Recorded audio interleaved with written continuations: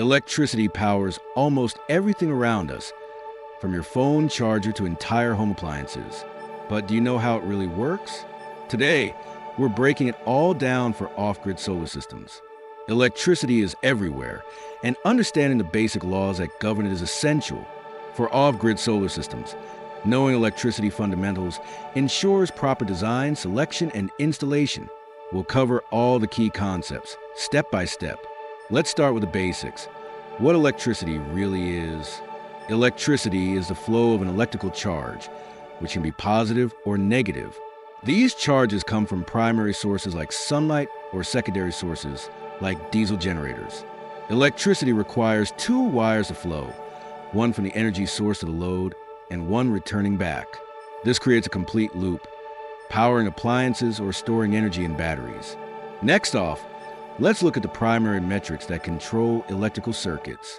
There are three fundamental metrics: voltage, current, and resistance, also known as impedance. These metrics determine how electricity behaves in any circuit. Let's explore each metric in detail, starting with voltage.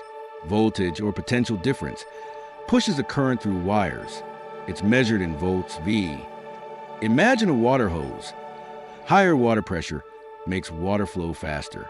Similarly, higher voltage pushes electricity faster. Next, we'll see how current behaves. Current is the flow of electrical charge, measured in amperes, A, denoted by I. 1 ampere equals 6.25 times 10 superscript 2 superscript 3 electrons per second. Using our hose analogy, current is like the amount of water flowing. A thicker wire allows more electrons to flow, just like a larger hose carries more water. Let's compare the two types of electrical power, DC and AC.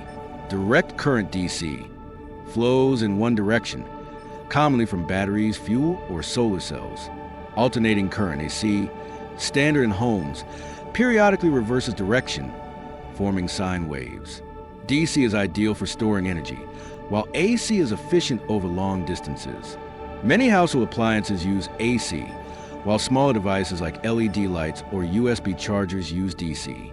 Next, we explore resistance, the opposition to current flow. Resistance is the opposition a conductor provides to current, measured in ohms, ohm symbol. Resistance varies by material. Conductors like copper, gold, aluminum, and silver offer low resistance, while insulators like glass, rubber, and would restrict flow. Resistance affects current and can produce heat, as seen in a light bulb filament. Now, let's see how voltage, current, and resistance relate using Ohm's law. Ohm's law states that current is directly proportional to voltage and inversely proportional to resistance. V equals I times R.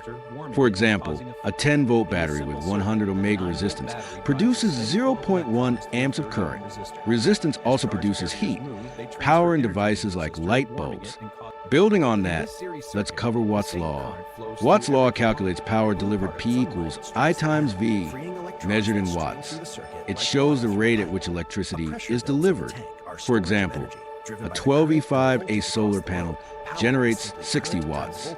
Increasing voltage or current increases power. Resistance also causes heat, representing energy loss P equals I superscript 2 times R.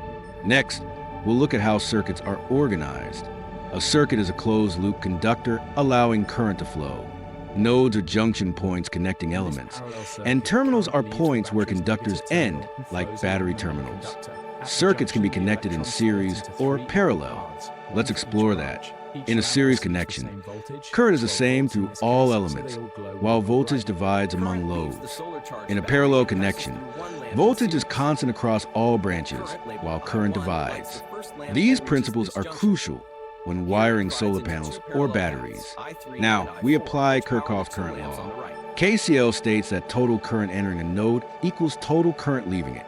Current coming into a node is positive, and leaving is negative, so their sum is zero. Next, let's examine electrical loads.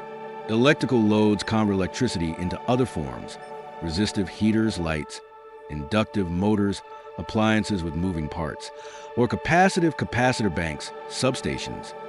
Knowing load types helps calculate power needs accurately. Finally, understanding open, closed, and short circuits is key to safety and efficiency. A closed circuit provides a complete path for current, An open circuit caused by a break stops current flow. A short circuit bypasses the intended path, allowing excessive current, which can overheat wires or trip fuses. With these basics, you're ready to plan your off-grid solar system. Understanding electricity fundamentals is crucial for designing, installing, and safely operating your off-grid solar system.